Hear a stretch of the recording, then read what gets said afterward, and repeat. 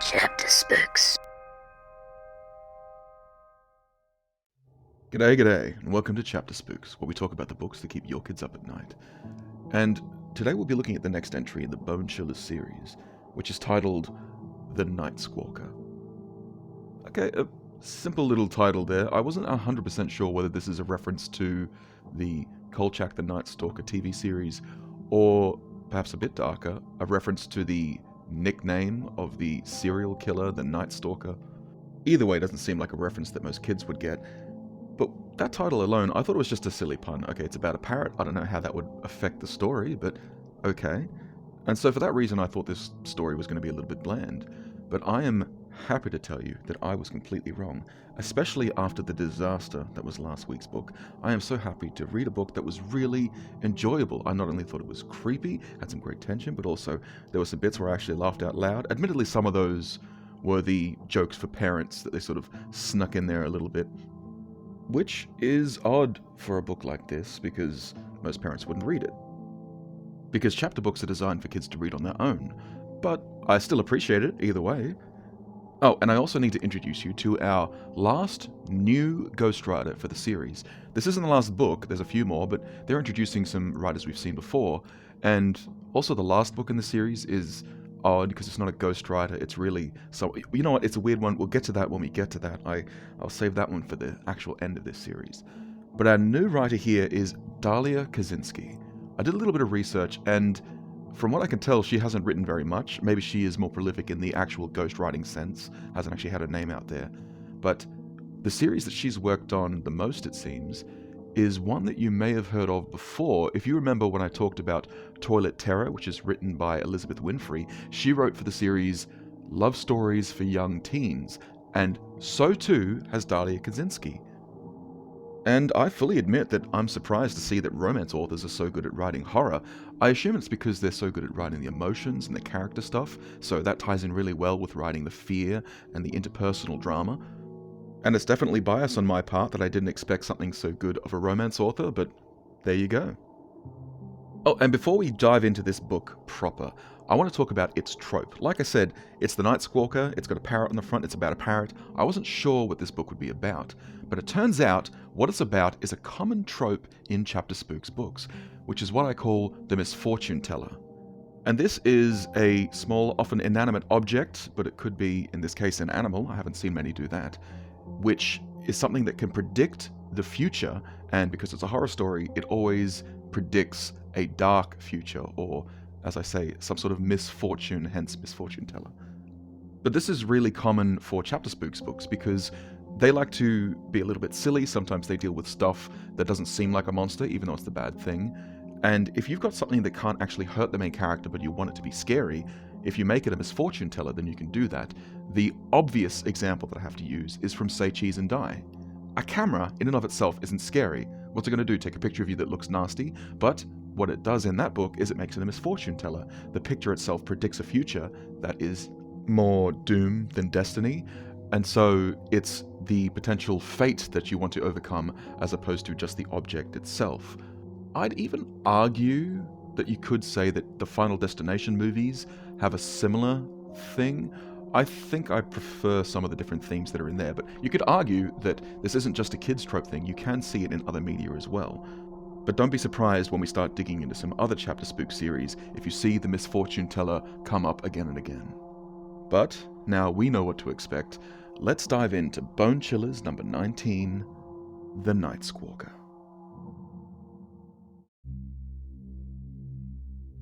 Our story begins introducing us to our main character, Paul, and the rest of his family, the Holland family. Turns out that Paul is the middle child between Joanna and Bonnie, his two sisters. Joanna is very young, sort of a toddler, and his sister Bonnie is a teenager, so he's definitely stuck in the middle. And we quickly learn that his mother is a veterinarian, and his father is an architect. We learn that much later. But what I found interesting is that this book says that Paul's older sister, Bonnie, looks, quote-unquote, dark like their father. And whilst technically you can interpret that in different ways, I choose to interpret that as being that this is a mixed-race couple. I've said before that diversity can be scarce in these books, so if I have the potential for some diversity, I'm going to take it. So it seems like Paul is actually a biracial child, although apparently he looks more like his mum than his dad. But as interesting as I find all that, the actual plot is that his mum comes home and she's brought a box which is covered, and she explains that she has a new family pet. See, because she's a vet, her veterinary clinic was given $50,000 from the will of a local man called Mr. Weir. But this bequest came with the condition that the veterinarian would have to take care of Mr. Weir's parrot after he died. And so she brings the box with the parrot inside to show the family. Now, Paul is pretty excited at first because he thinks it'd be pretty cool to have a parrot, teach it to talk, maybe have it on his shoulder like a pirate. Sounds like fun. But then he sees the actual parrot. When his mother takes the cloth off the top of the box, we see this mangy, grey, drab-looking parrot, which has so many of its feathers ripped out. You can see the pink skin underneath, and it's got some sort of infection or something in its eyes. I don't quite understand why, even though his mum's a veterinarian, she doesn't seem concerned with the fact that its eyes are yellow and apparently dripping. And even the beak is looking a little bit misshapen, odd, so this is not a healthy-looking parrot. Not only that, but when she decides to show the parrot to the kids and she holds her hand close to the cage, the parrot seems to charge at the side of the cage, like banging against the bars trying to get to her. So it's clearly a very aggressive little thing. She just assumes that he's not comfortable with the family yet and says that she'll let it acclimatize in the cage. But this is a creepy, sickly looking bird. I do like the way that this parrot is described, with one exception. Later in the book, we learn that this parrot is actually an African grey parrot, and one thing that this book seems to miss out on is that an African grey parrot has a bright blood-red tail. And honestly, for a horror story, that just seems like a missed opportunity. The next day, the parents are having some sort of a party, and so the kids are down in the basement, keeping themselves occupied while the parents are having fun upstairs. Our main kid, Paul, is just watching TV whilst his older sister, Bonnie, is playing with a Ouija board with her friend from school called Lisa. She's trying to get him to join them because she claims that it's, and I quote, better with 3 people. But Paul thinks all this stuff is just ridiculous, so he refuses. Instead, Bonnie then gets their little sister, Joanna, to actually play with the Ouija board with them. But it doesn't take long before things start to get very much out of hand. Now Lisa took over. She put her hands on the pointer too. "Tell us," she said in the dumb voice she uses when they play this. "Tell us where Bart is going to be this weekend." I turned the volume up another notch. If there's anything more sickening than a couple of teenage girls using a Ouija board, I don't know what it is. First of all, everyone knows that Ouija boards are phony. Second, I'm sure this Bart has never looked twice at either Bonnie or Lisa. He'd probably laugh his head off if he knew what was going on. All 3 girls gasped in surprise. "Joanna," Bonnie said warningly, "I didn't move it." "Joe, sometimes you have to wait a long time before it moves even a little bit," Lisa said. "Don't get impatient, it'll move." "I didn't move it," Joanna said again. "Let's start over," Lisa said. "Does Bart..." Again, a startled murmur passed through them. "It is moving by itself," Lisa said with surprise. I could hear it, the slithery sound of the pointer whispering across the board. It sounded as if it were moving much faster than I'd ever seen it move before. "What's it spelling?" Bonnie asked in a high, excited voice. "I can't tell," Lisa said. Her voice was excited too. No doubt she thought she was going to get some big Bart breakthrough news. "It's going so fast." Suddenly Bonnie took her fingers off the pointer and it stopped moving. "Paul," she said, "come over here and write down the letters. It's going too fast for us to follow." I kept my eyes on the television. "You guys are in high school and you can't read a Ouija board?" "Bonnie, put your fingers back," Lisa said. Immediately, I heard the pointer moving again. Its rasping sound was louder now, as though they must be pressing down very hard. But that couldn't be right, because they never pushed down on the pointer. They only rested their fingertips on it. Bonnie was trying to read out loud. I-O-N-T. Why is it going so fast? Stop jerking it! "I'm not," Joanna and Lisa chorused. The pointer stopped moving. I rolled over on the carpet and looked at them. They had taken their fingers off the pointer and were staring at the board with big eyes. "Okay," I said suddenly. "I'll write down what it says if you want." They waited while I rummaged through a desk in the corner of the basement and found a pencil and a pad of paper. I walked over to the table where the board was set up. "Okay." They rested their fingers on the pointer and it began moving again. I had time to see that they had to be pressing down on the pointer. Its legs were leaving grooves in the board.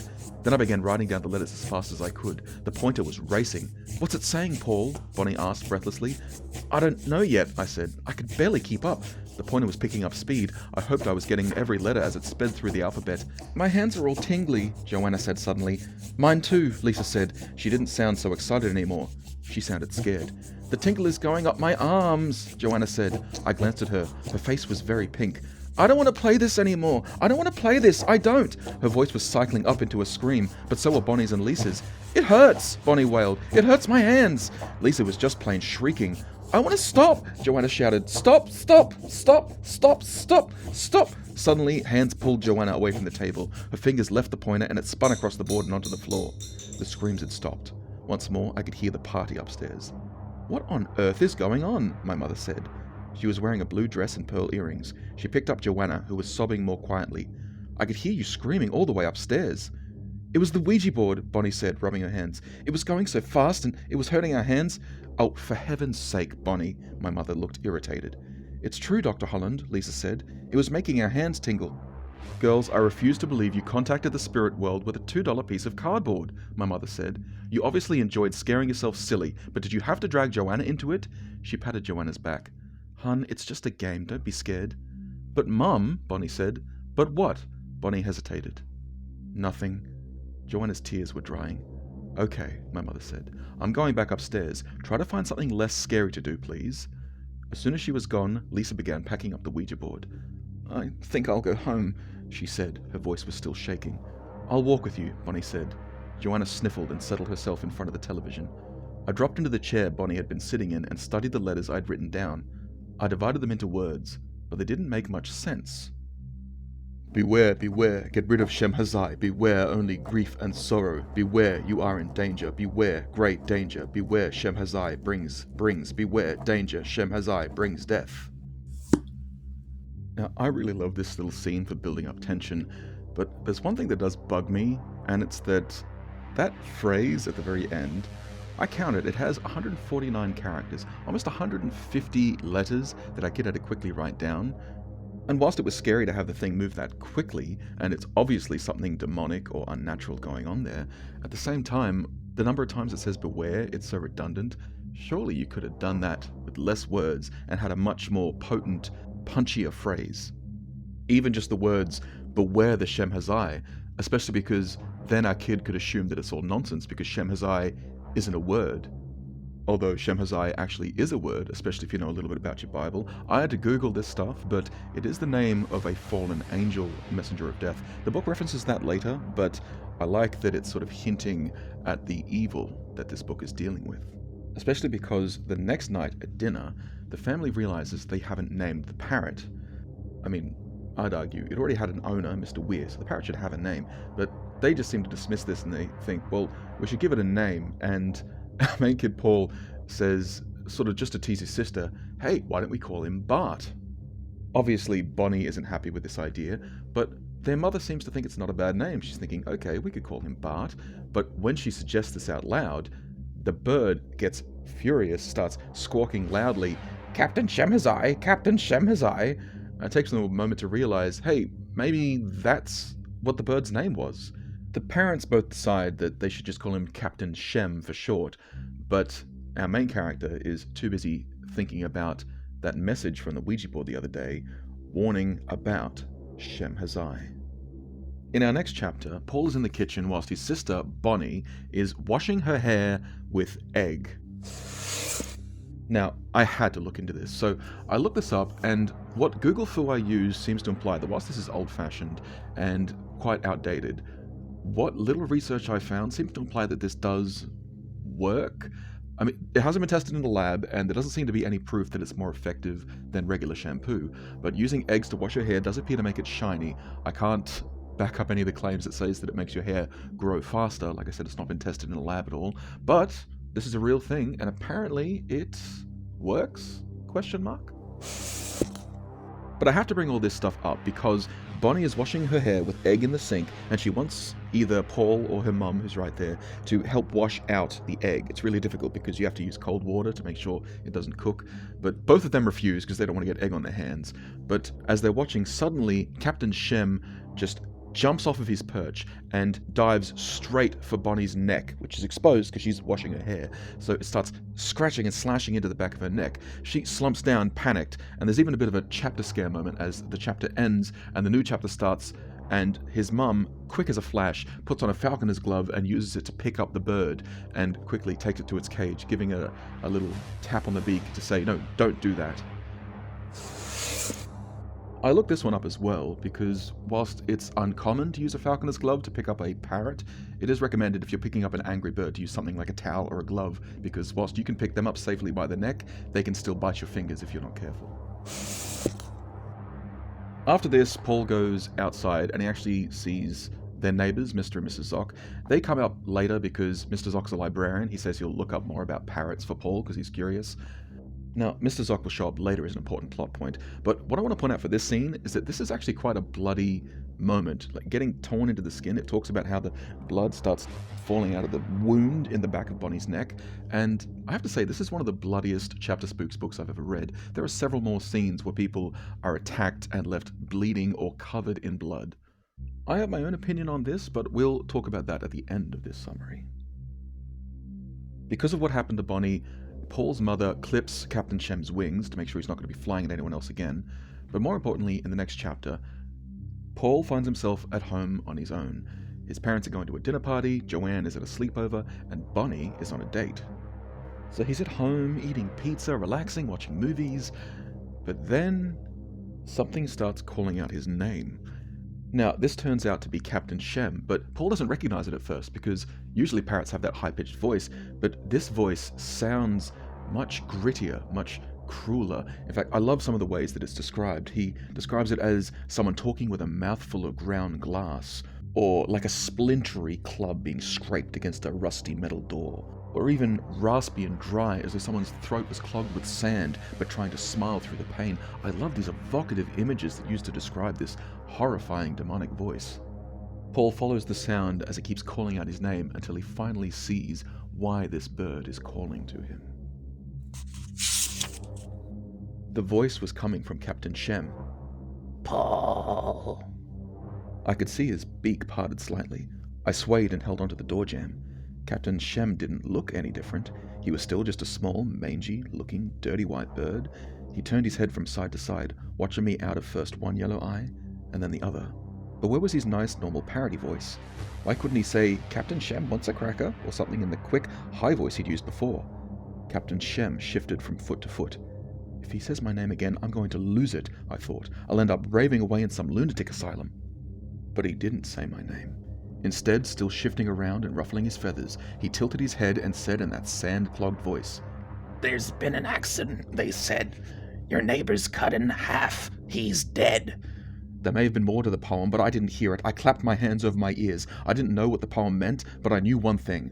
I didn't want to hear anything that dead-sounding voice had to say. Captain Shem finished the poem and gave a short, pleased-sounding whistle. I took my hands away from my ears. The whistle gave me hope. Did that mean Captain Shem had switched back to his normal self? There was silence for a second, and then Captain Shem laughed. It sounded like a splintery club scraping against a rusty metal door, and all with the same tone of satisfaction. It broke the last of my nerve. I turned and ran. Paul ends up running to his bedroom and basically just hides in bed until he falls asleep, but he's awoken later that night to the sound of his parents talking in the kitchen, and they sound upset. He ends up going downstairs to see what it is, and he sees that they're there trying to comfort Mrs. Zoc, their neighbor, because that night Mr. Zoc got into a car accident, and he's now in a coma. So of course Captain Shem's ominous poem is repeating in Paul's head as he hears this. Now, the next chapter starts with a time jump. Now, I didn't understand these at first, but they will play into the story later. But what's important is that the family seems to be getting used to Captain Shem, although occasionally it seems whoever his previous owner was must have been a bit crude, because Captain Shem will repeat very crude limericks, such as ones about the good ship Venus, or about a young girl of Madras. And whilst the family's getting used to him, Paul is still finding the bird really creepy. In fact, he still has nightmares about the bird. But if anything, that plays into his doubts because he starts to wonder if maybe that poem he heard was just one of those many, many nightmares he's had about hearing the bird speak. But these fears are all reignited when he comes home from school early one day. He's just making himself a sandwich. He's the only one there. His mum's usually late as a vet. His dad's busy on a call as an architect. Bonnie has band practice and Joanne gets picked up by their dad, so he's at home alone making the sandwich when he hears the bird call out his name once again. Panicking, Paul races out of the house and ends up just sitting on the front porch alone. He knows what he heard. He doesn't want to believe it, but he knows. And he also knows that if he's alone in the house, it'll try to tell him another one of those horrific poems. So he sits there and waits alone for at least an hour and a half until his dad comes home with his little sister. Not feeling so alone, Paul follows his dad into the house. His dad goes up to change, and Joanna follows him. Paul looks at the bird, snarky that he's defeated him, that he's no longer alone and unsafe, but the bird laughs quietly, and then, speaking in a whisper so that only Paul could hear, he says, "I'm just telling you so you'll know. Old Blue's gone where the good dogs go." And then we're told, for context, that Blue is the name of the family's golden retriever. So for the rest of the night, Paul is stuck on the dog like glue because he's worried that now Blue is on the chopping block. So he starts by taking the dog for a walk in the hopes that he'll tire out the dog, because usually if the dog scratches at the door, wants to go outside for a bit of exercise, they just let him go out. But obviously Paul doesn't want to risk that in case he gets attacked by something out there. But as soon as he gets home and takes Blue off the leash, he starts scratching at the door, and Paul tells him, "No, I can't let you outside." And when his dad overhears this, he says, "What are you talking about? Let the dog go out. He wants to exercise." But Paul makes up a lie, says that there's spraying for mosquitoes in the local park, and they said it's toxic for dogs. And so his dad says, "Okay, we'll keep the dog inside." When it's time to feed the dog, he goes through it with a spoon to make sure there's nothing dangerous, no glass, no bugs or anything in there that could hurt the dog. And then afterwards, he just basically spends the rest of the afternoon sitting right next to the dog, following it every time it moves. And then that night, he brings the dog up to his room so that he can sleep with it on the end of his bed so he can keep a close eye on it. His mum sees this and asks him what he's doing, and he's very defensive, but his mum says, "No, it's fine, you're allowed to if you want to take care of the dog. I'm just worried that you seem to be acting unusual, that's all." The next morning when he wakes up, Blue isn't there and he panics, racing into the kitchen, but his mum tells him to calm down because Joanna's just giving him breakfast downstairs. And his mum checks on him to make sure he's feeling well, because she says that his little sister Joanna seems to have some kind of an ear infection, so she's taken her to the doctor today, and having one sick child is enough to worry about. Paul asks if maybe she could take Blue with them when they go to the doctor, because he's hoping that the dog will be supervised that whole time. And his mum says, "Look, I can, but I don't understand what your obsession is with Blue. He's as fit as a fiddle." But literally, as she says that, they hear the sound of tires squealing and of a dog yelping in pain. Paul and his mum run outside to see that poor Blue is limping towards the lawn. His fur is matted with blood. There is a car that's been stopped in the middle of the road, and the dog slumps on the lawn, looking faint. Luckily, Paul's mum is a vet because she gets straight into action. She runs up to the dog to check on him, and she says that we need to get him straight to the clinic because she can't help him here. So she picks him up, getting a huge smear of blood on her pink sweater as she does so. But most upsetting of all is when the man from the pickup truck that hit him says, "I don't know what happened. It's like the dog ran in front of the truck and then stopped and stared at me as though it was possessed. It just stood there, looking terrified as though it didn't have any other choice." And after they get in the man's pickup truck to drive it off to the veterinary clinic, Paul is thinking about this, and he realizes that not only is this bird predicting horrible futures, it seems to be somehow forcing them to happen. For the rest of the day, Paul is miserable. He and his sister Bonnie have a miserable lunch as his mum's off at the vet's, and their dad takes Joanna off to the doctor's. When his mum finally gets home, she explains that the surgery went well, Blue seems to be recovering, but during his recovery, for some reason, he just doesn't seem like the same dog. He's lost all motivation, he just seems to be sleeping all the time, and not just because of the sedatives, but they can't explain it, he just doesn't seem to be eating. But then Paul's dad comes home from the doctor's with little Joanna, and he tells a very strange story.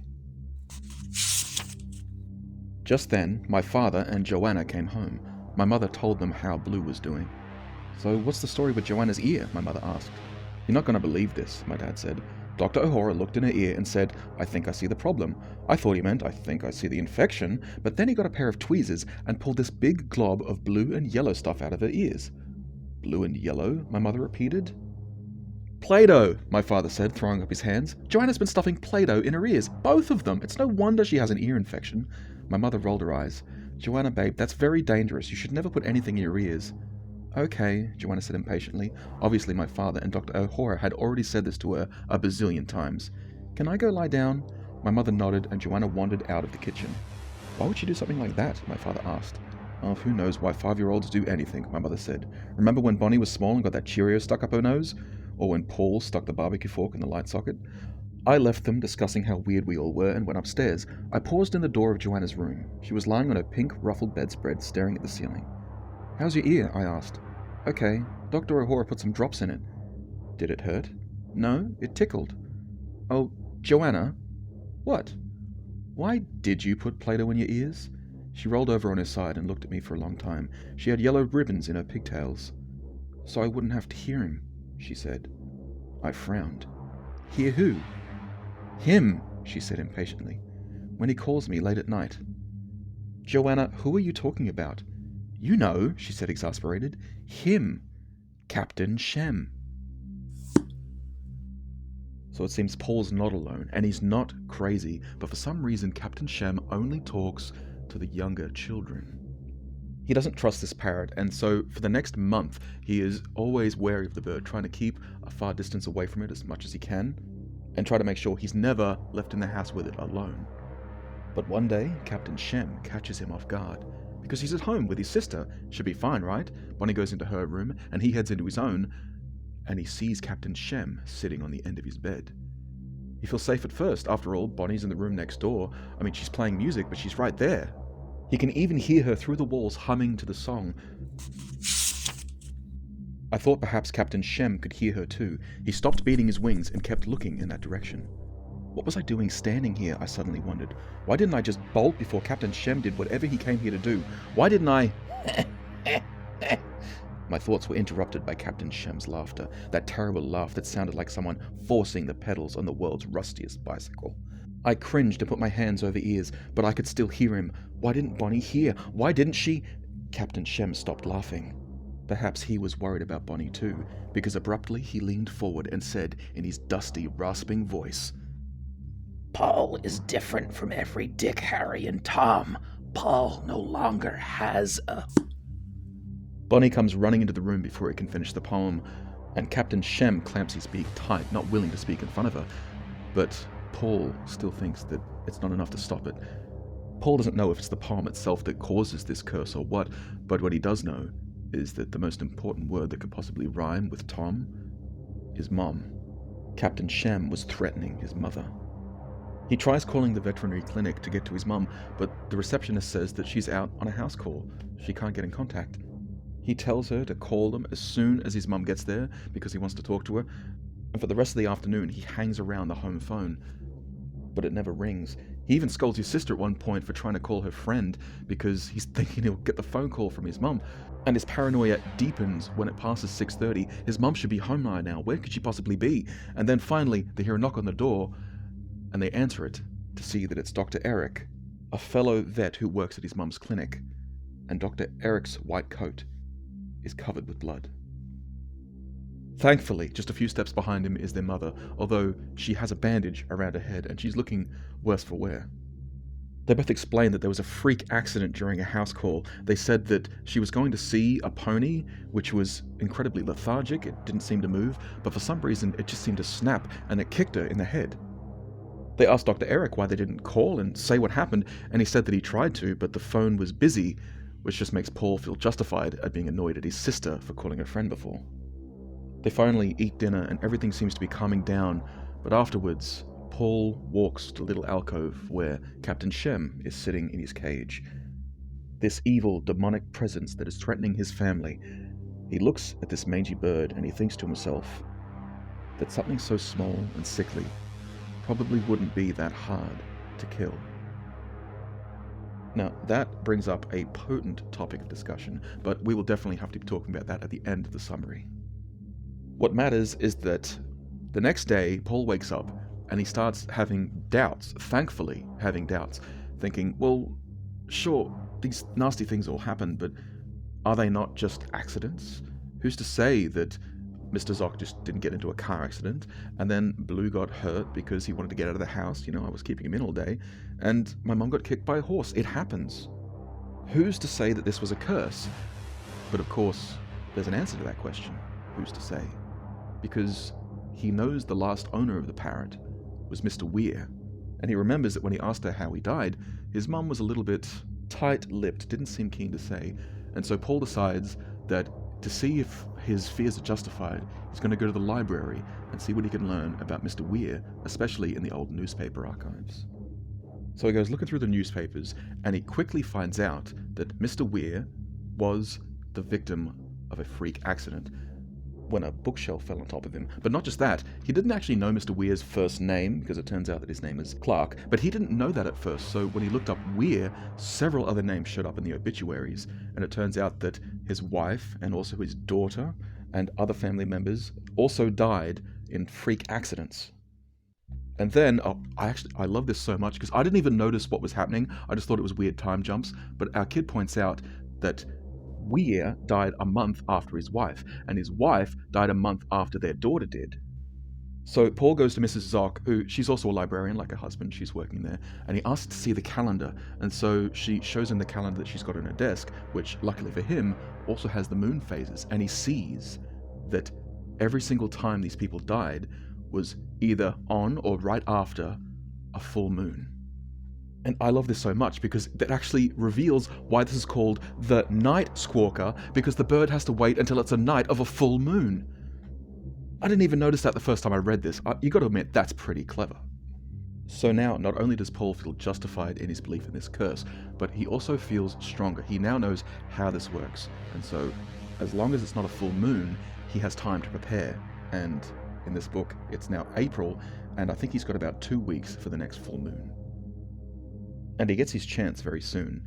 Now, I like this little detail. In the next chapter, it says that his grandmother broke her hip dancing because she was dancing with her younger boyfriend, Milton, who was a little bit too vigorous for her. Not gonna lie, that's a fun detail. But what's important is that even though his grandmother says, "Oh, I'll be fine, don't worry about me," his mother can't help but worry about her own mother. And so she and their father decides to head off. They'll even take little Joanna as well, and they're gonna go check on Grandma. So it's just Paul and Bonnie in the house. But of course, as soon as the parents leave, Bonnie says, "Right, I'm going to my friend's place, hang tight." And so it's just Paul in the house, alone with Captain Shem. Now, whilst I'll talk a little bit in detail at the end of the summary about these two different methods, we'll start with this one. So Paul's plan is pretty clever. He gets 3 aspirin and he crushes them with the back of a spoon and mixes them in with some banana, because, some birds like banana. And then he decides to add some brandy to it to get the bird asleep.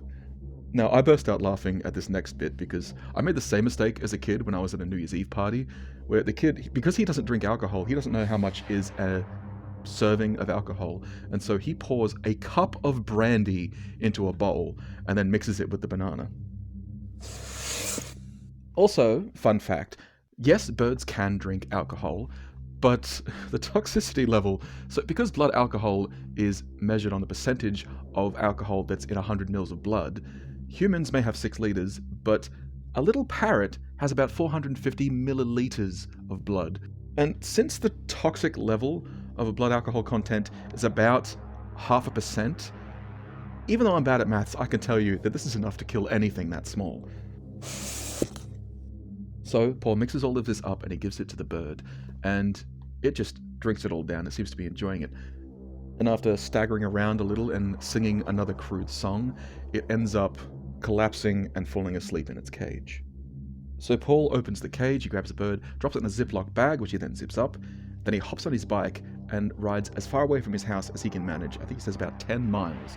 And he finds the nearest sewer, and then he drops the little baggie into the sewer grating, and he rides back home. And I even like the way it's described. It says here that as he's riding home, he says, "You know the feeling you get on the first day you wear a brand new set of sneakers? That's how I felt when I got on this bike. Every step was so light that I might have been walking on a foam mattress." I like that. It's expressing this sense of relief that kids could understand. Unfortunately, there's over 15 pages left in this book. So when he gets home, he falls asleep, and then he wakes up, It's still late at night, and he sees the reason he woke up is there's a tapping on his window. Captain Shem is outside, tapping with his beak. So all that wasn't enough to kill the bird. He doesn't want to risk leaving it outside, so he ends up letting Captain Shem back in, and he pops him back in his cage, thankful that despite everything he's just done to it, Shem doesn't even scratch him. It just stares at him menacingly. The next day, Paul doesn't know what to do. He doesn't even think about going to school. He decides to skip it. Instead, he goes to the library because he's trying to find if there's something that can stop this parrot. He starts reading a book that's all about the different predators they have, vultures, weasels, cats. And apparently his family does own a cat, even though it hasn't shown up in any of the book thus far. Although apparently that's because it's an incredibly lazy cat. It just sleeps all day. But as he's leaving the library, Mrs. Zock also calls out to him and says, she's sorry she forgot because of all this, everything that's been happening with her husband. But if you remember earlier, how Paul asked Mr. Zock if he could look up parrots for him, well, it turns out that Mr. Zock did, and he has this information that he's kept in a bunch of documents that's folded up and put in an envelope. Mrs. Zock gives this to him, and this doesn't give Paul much more information about parrots. It's just the basic stuff, the same sort of thing he was just reading in a book. But one of the things it mentions is that he looked up the name Shemhazai because it sounded familiar, and he found out that it is a name from mythology for an evil messenger of death. That afternoon, Paul tries the same trick he did the night before. He mashes up banana with the aspirin, but when he puts it in the cage, Captain Shem ignores it. He's not falling for that trick twice. So, desperate now, Paul decides he might try one of those tricks with those natural predators of parrots. And so, he gets some masking tape. He gets 2 strips ready, he puts them on the side of the bench, and he opens the cage. And using an oven mitt, he grabs the bird. He quickly walks over, gets the tape, and he wraps it around the bird, wrapping it tight in this masking tape. Its beak is still loosened, so it's still trying to bite at him, but it can't flap its wings and it can't use its legs. So Paul picks it up and he drops it in his backpack like he did the other day. And so he then gets on his bike and starts riding, but because the bird isn't unconscious like it was last time, it starts pecking at him. At first it's just little taps, but the beak is sharp enough to actually get through the material of the backpack, and he feels it almost like every 10 seconds, this sharp stab in his back. Stab, stab, like a thumbtack. When he gets to the Everglades National Park, leaving his backpack outside, he heads in and buys a new t-shirt, and he takes off the old one and sees that the entire back is full of holes with blood on them, which makes him shiver at the thought that those holes are also all over his back. But he puts on the new shirt, heads deeper into the park, past families and having picnics in this late afternoon, and he leaves the backpack in the middle of an area where the local tour guide tells him that he can find an eagle's eyrie, an eagle's nest. Paul then rides all the way home, and when he gets home, he's surprised to see that his mum is in the house. He asks her why she's home and not at Grandma's house, and she says, well, of course, Grandma was fine, but more importantly, she got a call from the vet, and it turns out that Blue is feeling a lot better, and she shows him that Blue is in the backyard, and he's jumping, he's happy, he's like his old self again. She even mentions that when she brought him home, she saw that Miss Zock next door was there with Mr. Zock. Turns out he had a miraculous recovery. But of course she asks Paul, where is Captain Shemhazai? He can't tell her the truth, and so he makes up some story about how he let Captain Shem out of his cage, but when he opened the door, he just flew straight outside and disappeared. And his mum admits that she's relieved. She just didn't feel right about having that bird in the house, because, and she admits she didn't tell Paul this because she was worried, but he was there when Mr. Weir died, and she didn't feel right having a bird in the house who had seen someone pass away. But our kid is now happy. And I actually really enjoy this. The last chapter of the book is actually epistolary. It's 2 letters, one from Paul to the Everglades National Park. He's curious to see if everything is okay, like nothing weird happened with the birds. And he gets a letter back from the warden saying that one of their vultures was acting strange. It started being really sick, and they even saw it start singing, which doesn't make sense because vultures aren't supposed to be able to sing. They don't have a voice box. And they say that its feathers started turning grey and white until one day it gave a huge belch and flew off, and has been normal ever since. The end.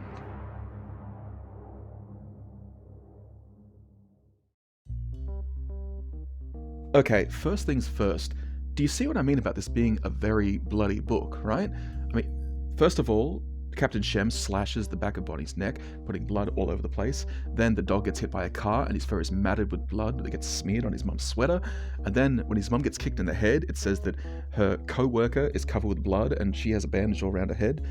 And then when he's killing the bird, he's got it in the backpack and it's pecking at his back, putting holes all through his shirt and blood all over the back of his shirt. This bird is vicious. And this book was a lot more entertaining than I was expecting. Like, not only was I not expecting that much bloodshed, but also everything fitting together so well, like the fact that it's the Night Squawker, a bird that attacks at night, and it needs the full moon at night in order to attack.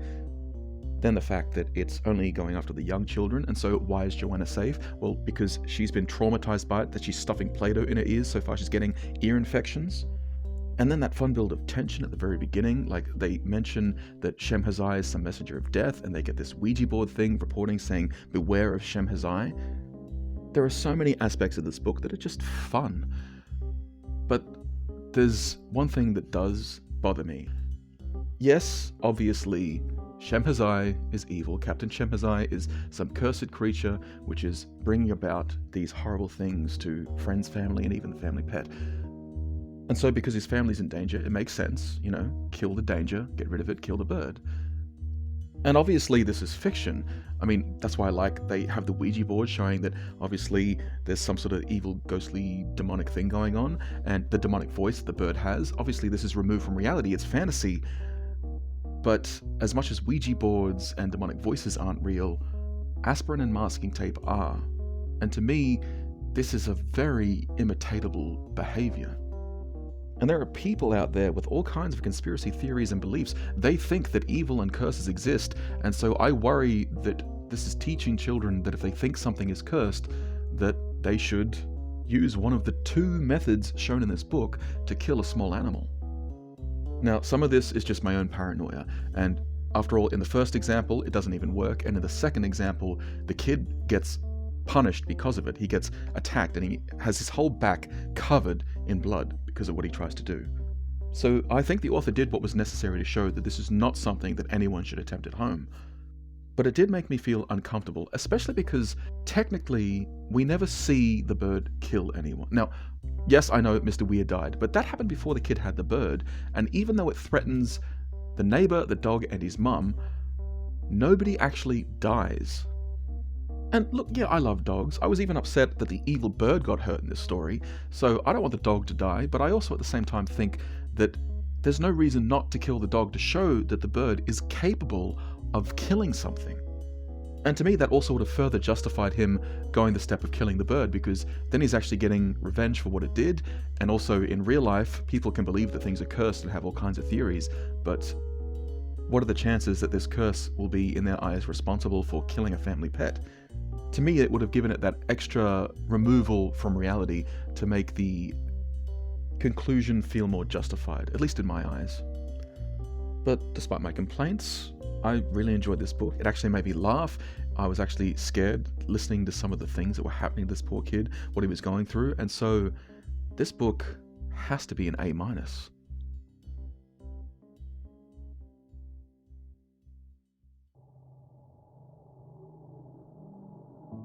So what can we learn from this great book?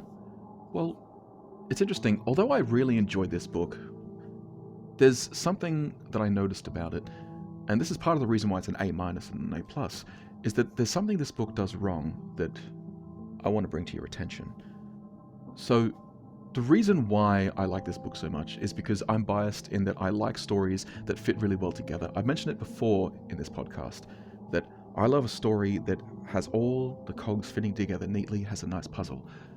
But that's not enough to make a story great. See, the reason why people like stories, there's lots of different genres, lots of different reasons to enjoy stories, but two reasons that seem to exist in every story that I've ever seen is that stories offer two things that humans crave. One of those, as discussed, is the puzzle. See, human brains are pattern-seeking engines. We don't deal well with chaos, so if we see something that has a pattern, but we only see the first half. We want to see the second half. We want to understand the full picture because that's more satisfying to see how everything fits together. And stories offer that crystallized structure of conflict resolution, of protagonist-antagonist, pieces fitting together neatly. But the second thing, and this is where this book seems to fail, is that humans are social creatures. We love to empathize and understand each other and one another. And stories offer that with characters that we can see their story through, that we can see the way they're thinking and understand them. And whilst we do see inside Paul's head, the main character's head, I can't tell you anything about him. I can tell you about his family, I can tell you what his mum and dad do for work, I can tell you his sister's best friend, I can even tell you his young sister's pediatrician's name, but I can't tell you any of Paul's friends, any of his hobbies, what he plans to do when he grows up. The only thing that Paul does in this story is be the narrative's protagonist. We don't get any character beyond that, and it means that Paul feels emptier as a character. So even though I'm biased and I love a story with technically perfect mechanics, with a great puzzle that fits together, I mean, that's why I love murder mystery, but that is not enough to make a great story. It can't be all brain, you need some heart in there as well, and that is what this story is lacking. A human being to understand and empathize with. But the second thing we can learn from this book, and it does it so well that I've already gushed about it twice, I mentioned the way that it describes Captain Shem's voice as like a rusty bicycle. This book does an incredible job at this poetry, this imagery, and that's not all. The book describes the planchette as slithering across the Ouija board, and Paul says that when he's following around Blue, it's as though he were the dog and Blue was the boy because he's following it around like a lost pup. When Captain Shem falls unconscious, he describes his head as slumping bonelessly. I adore the poetic way in which everything in this book is described that gives you an image in your head that you just can't escape from. And a lot of people say that you should avoid cliche, avoid cliche like the plague, as they say. And this is because the brain doesn't really pay attention to that. Our brain treats it like white noise and we filter it out. But when you use poetry like this, it evokes an image that our brain hasn't seen before, and so it feels more real in our mind's eye. Now, this isn't a skill that every author out there has. I do recommend that everyone attempt some poetry so they get more used to this kind of language. But even if it's not your strong suit, I recommend that you figure out how to do this kind of thing so that in those moments when you want a scene to stick in your reader's head, you can put together words in a way that they weren't expecting, and as a result, will never forget. Now we are approaching the end of the Bone Chiller series. There's still a few left. The next book, I can't remember what happens in it, but I can tell you that the author is someone we've seen before, Gene Holt. And since the last book that he wrote I thought was half decent and then it seemed to go off the rails, let's see if he's improved for this second entry in the series. But hey, if you thought this was scary, just wait to see what I've got in store for you next time.